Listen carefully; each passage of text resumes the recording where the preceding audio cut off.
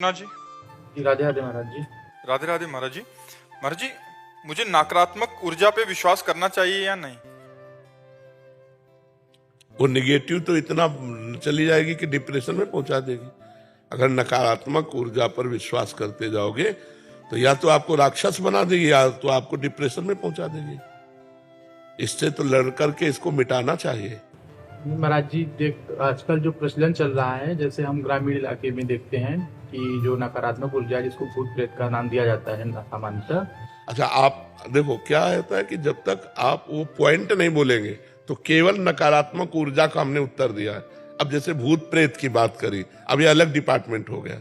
ये सबकी नकारात्मक ऊर्जा में नहीं रहता, ये पर्सनल आवेश होता है कभी कभी।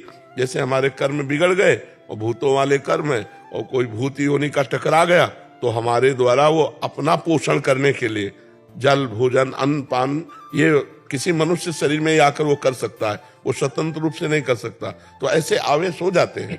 महाराज जी, इसका प्रचलन बढ़ता जा रहा है, तो जैसे लोग अस्वस्थ होते हैं किसी कारणवश, तो आजकल जैसे लोग हॉस्पिटल कम जाते हैं, वो किसी तांत्रिक के पास। नहीं, गलत तरीका है। हाँ, हम ये नहीं कह रहे कि भूत आवेश नहीं होता, होता है। गोकर्ण जी के सामने भी भूत प्रकट हुआ था, शास्त्रों में वर्णन भी आता है। तो भूत आवेश होता है। अगर भूत आवेश है और किसी ऐसे के पास जाया जाए और ठीक हो रहा है तो बात अलग है, लेकिन सर में दर्द, पेट में दर्द, चक्कर आना और कई प्रकार के रोग हो सकते हैं, सबको भूत आवेश साबित करना ठीक नहीं है। उसको डॉक्टरों से जांच करानी चाहिए। अगर डॉक्टरों की जांच में वो बात नहीं आती है और फिर ऐसा है, हमें तो विश्वास भगवान के नाम पर है कि यदि भगवान के नाम का कीर्तन किया जाए, भगवान के नाम का जप किया जाए तो भूत प्रेत का आवेश आएगा ही नहीं। अगर होगा भी तो नष्ट हो जाएगा। महाराज जी, ग्रामीण एरिया में ना ये चीजें बहुत ज्यादा बढ़ती जा रही है और कभी कभी लोग बलि दे देते हैं, या इसका बहुत ये सब मूर्खता है। ये सब मूर्खता है। किसी जीव की हत्या से किसी जीव को चैन मिलने वाला नहीं है। ये तो मूर्खता है इसका। किला के चक्कर में कई लोगों की जान चली जाती है। हाँ, नहीं जाते हैं, तांत्रिक के पास ही रह जाते हैं अंततः। नहीं, वैसे डॉक्टरों के पास जाना ज्यादा उचित है, क्योंकि सबको भूतावेश थोड़ी होता है। ये तो कभी कदाचित किसी को ऐसा आवेश हो जाता होगा, नहीं तो ऐसे सबको कई प्रकार के रोग हैं, कई प्रकार की बीमारियां, और डॉक्टरों से जानकारी करनी चाहिए। तांत्रिकों से इसका क्या संबंध है? तांत्रिकों से तो संबंध उतना अच्छा, शुद्ध तांत्रिक मिलने भी मुश्किल है कि जो शास्त्रीय मर्यादा से मंत्रों को सिद्ध किए हों। ऐसे कहा ड्रामेबाजी ज्यादा होती है, नाटकबाजी ज्यादा होती है, तो हमें लगता है इससे भी बचना चाहिए। नहीं तो कई ऐसे तांत्रिकों के चरित्र सुनने को आए हैं जो चरित्रहीनता के आचरण किए हैं, तो दूर भी रहना चाहिए, नहीं तो अपनी पवित्रता भी नष्ट हो जाएगी। भगवान पर भरोसा करके नाम जप करो, अच्छे आचरण करो, भूत प्रेत छुएगा ही नहीं। देखो हनुमान चालीसा में है कि नहीं, भूत पिशाच निकट नहीं आवे, महावीर जो नाम सुना। अगर हनुमान जी का स्मरण को तो भूत प्रेत आएगा ही नहीं, तांत्रिक के पास जाने की जरूरत नहीं। सबसे बड़े महात्मा हनुमान जी महाराज है, परम पवित्र, उनका स्मरण करो तो भूत पिशाच निकट नहीं आवे, महावीर जब नाम सुनावे। तो हमें लगता है कि सत्संग सुनना चाहिए।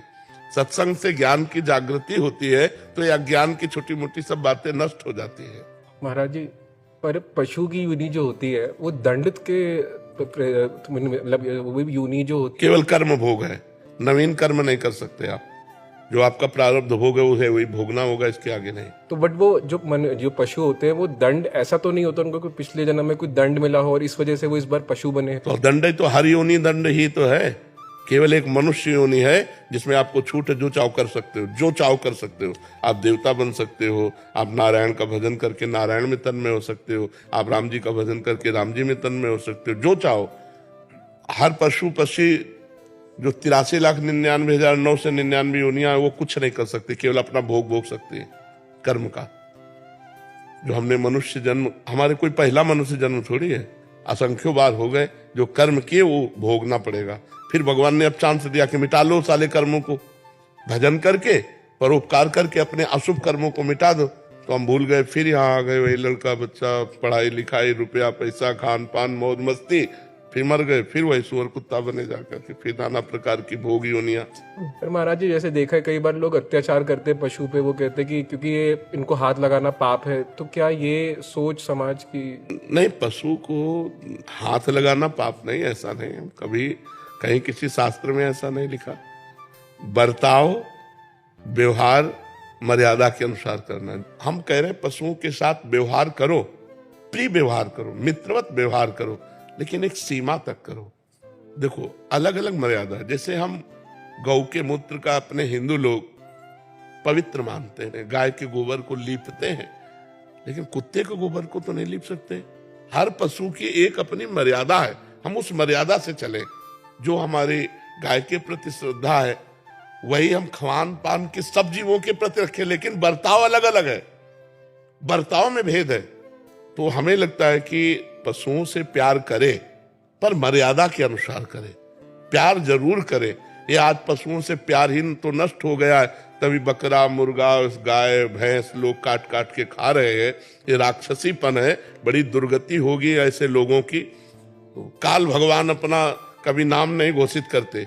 बोले क्या हुआ, बोले दिल फेल हो गया, क्या हुआ एक्सीडेंट हो गया, क्या हुआ उसने मार दिया। कभी काल को कोई नहीं कहता, वो काल मिटिया मेट करता रहता सबको।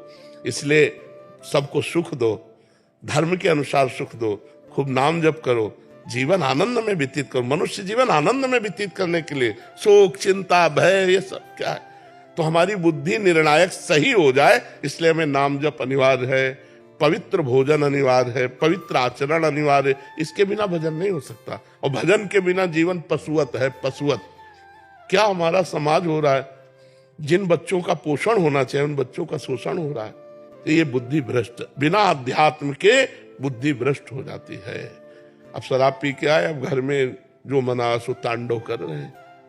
अरे अगर उसी शराब पीने वाले पैसे से थोड़ा अंगूर सेव मीठा लेके घर आते तो कितना अच्छा लगता। 1000 रुपए के मीठा फल लेके घर वालों को देते तो वो एक सुख का अनुभव करते।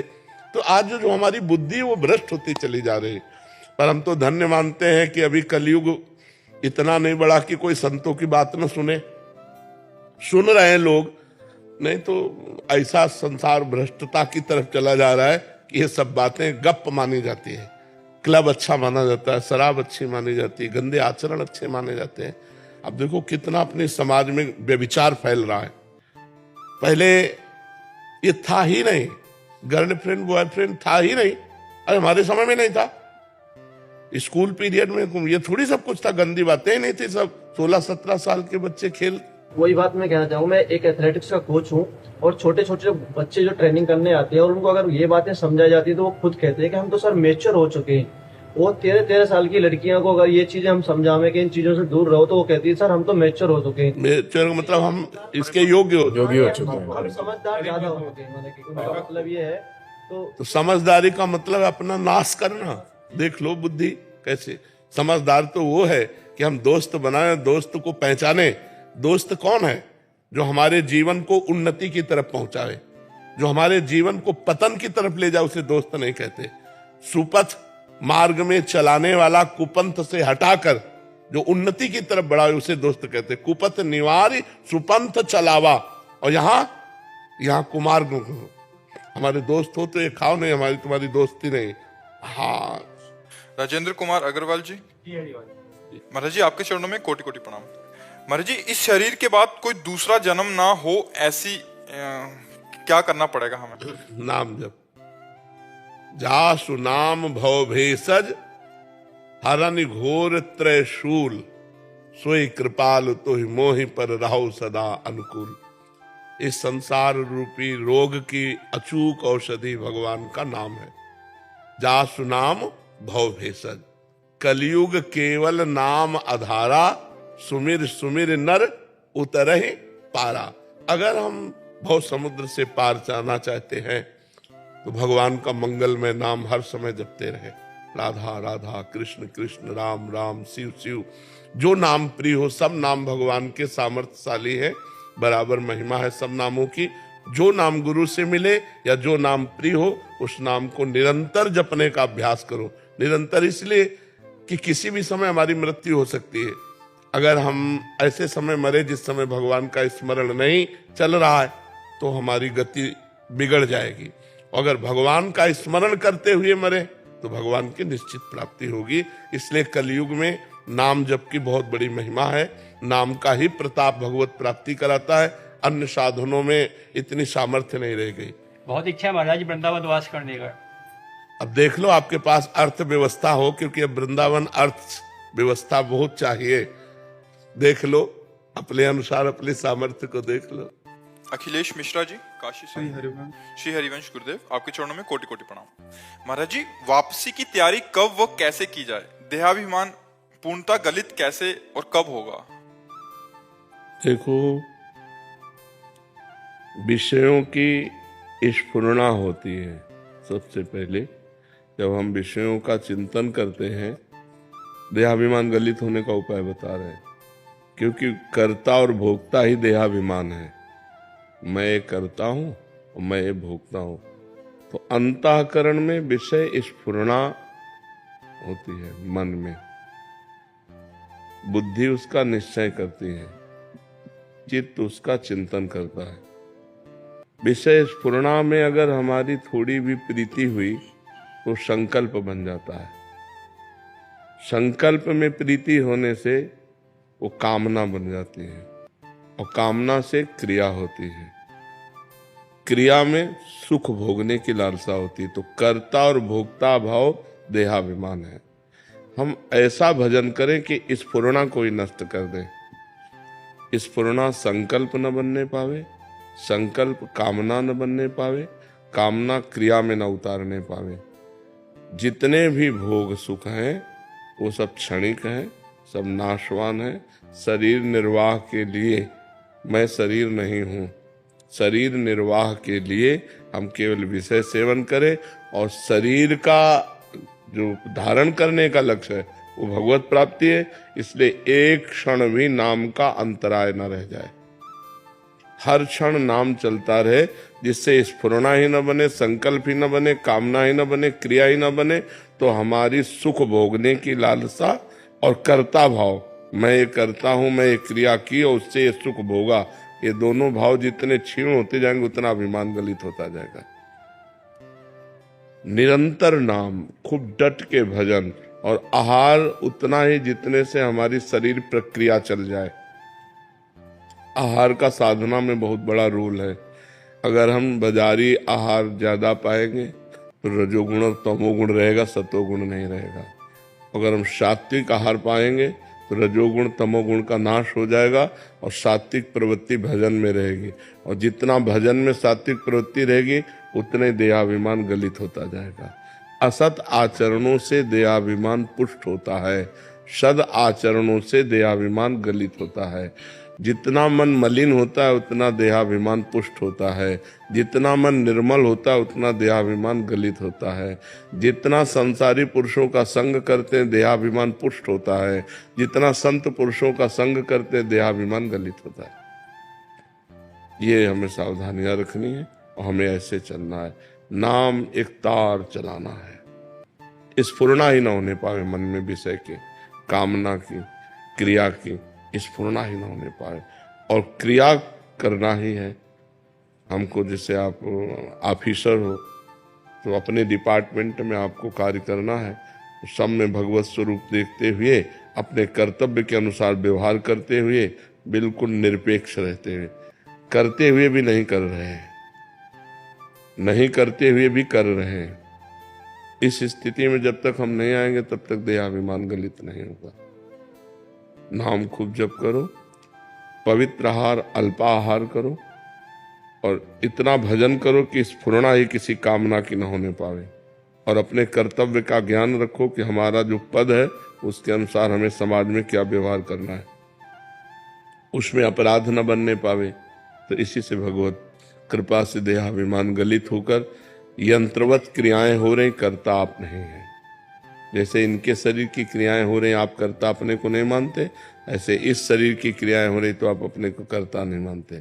जैसे इनके पाप पुण्य के आप अधिकारी नहीं है, ऐसे जो अकर्ता पुरुष है, जो समदर्शी पुरुष है, वो अपने शरीर के पाप पुण्य का अधिकारी नहीं होता, वो मुक्त हो जाता है। जिसका देहाभिमान गलित हो गया उसके द्वारा पूरे संसार की हत्या हो जाए तो पाप नहीं लगेगा, पूरे संसार का भंडारा हो जाए तो कोई पुण्य नहीं लगेगा। देहाभिमान रहित महापुरुष के द्वारा जो सत्क्रिया होती है वो यंत्रवत भगवान के द्वारा होती है, वो भगवत स्वरूप हो जाता है, जिसका देहाभिमान गलित हो जाता है। और उसके लिए प्रक्रिया ये कि खूब नाम जप करो, और सावधानी ये रहे कि विषय स्फुरणा न होने पावे। स्फुरणा हो जाए तो संकल्प ना बनने पावे, संकल्प बन जाए तो क्रिया न बनने पावे, और क्रिया हो तो सावधान हो जाए। अब वो फंसा लेगी क्रिया में उतर गया तो फिर कर्ता भाव से फंसा लेगा, और जहाँ कर्ता भाव है तो भोक्ता भाव अपने आप उसे भोगना पड़ेगा। अवश्य में वो भोक्तव्यम कृतम कर्म शुभाशुभम, शुभ अशुभ कर्म का कर्ता फल को जरूर भोगेगा, उसका सुख दुख फल भोगेगा। अहंकार विमूढ़ आत्मा, मूढ़ता में अहंकार होता है, ज्ञान में अहंकार नहीं होता है। तो ये ज्ञान रखो, हर समय सावधान रहो, खूब नाम जप, बस खास बात नाम जप है। जितना नाम जप करोगे उतने ज्ञान विज्ञान प्रकट होता चला जाएगा, अहंकार गलित होता चला जाएगा। समझ पा रहे आप? मोहन गुप्ता जी सूरत से। श्री हरिवंश महाराज जी हम शास्त्रों के वचनों को श्रद्धा से सुनते हैं। श्री नाम की महिमा, प्रसाद की महिमा, धाम, हरि कथा, साधकों के जीवन में जो भी शुद्ध भक्ति के अनुरूप होता है उसे करने का प्रयास भी करते हैं। पर महाराज जी फिर भी ये अनुभव होता है कि मन अभी शुद्ध नहीं है, मन एकाग्र नहीं है, भीतर से तल्लीनता नहीं हो रही, कामना अनर्थ की निवृत्ति नहीं हो रही। महाराज जी ऐसा अंदर से बना रहता है। महाराज जी ऐसी अवस्था में भजन की कमी है, सुनने मात्र से काम नहीं चलता। हम ज्यादा पढ़ने और सुनने में समय नहीं लगाया, करने में लगाया है। अगर हमने किसी बात को पढ़ा एक लाइन, वही ग्रंथ बंद कर दिया और उसका 100 बार चिंतन किया और उसको अपने जीवन में उतारने की कोशिश की, तो बहुत नायम आत्मा प्रवचनेन लभ्या न मेधया न बहुना सुरतेन। ये आत्मबोध न तो बहुत प्रवचन करने वाले को मिलता है, न बहुत प्रवचन सुनने वाले को मिलता है, न बहुत बुद्धिमान को मिलता है। जो वर्ण कर लेता है उसको मिलता है। आचरण में उतारो, खूब नाम जप करो, अभी सब संशय खत्म हो जाएगा, मन निर्मल हो जाएगा। रात दिन नाम का चिंतन करते हुए नाम जप करो, नाम का चिंतन करते हुए नाम जप। जैसे आप मान लो महामंत्र जपते हैं तो पूरी लाइन आपके महामंत्र के दिमाग में लिखी होनी चाहिए, उसी को सुनो, उसी को बोलो। मान लो दिमाग में एकदम चल रहा है हरे कृष्ण कृष्ण कृष्ण हरे हरे राम राम राम हरे कृष्ण हरे। रोना आने लगेगा। आप देखो चिंतन करते हुए जप करो तो अभी हृदय इतना निर्मल होने लगेगा कि अश्रु प्रवाह आने लगेगा नाम जप में। अब वो चल रहा है माला अंगुली में, जबान में नाम और मन संसार में, तो कनेक्शन सही नहीं है। जब तीनों का कनेक्शन एक बैठ जाएगा, मन, जिह्वा और माला, तब आनंद आने लगेगा। खूब जप करो, 1 मिनट भी खाली मत रहो। पता नहीं कौन सा मिनट हमारी जिंदगी का आखिरी मिनट हो और उस समय हम कुछ और चिंतन कर रहे हो। इसलिए हमें सावधानी पूर्वक भजन में लगना चाहिए। जब भजन में लगोगे तो संशय, मलिनता ये सब नष्ट हो जाएगा, अपने आप हृदय में आनंद का अनुभव होने लगेगा।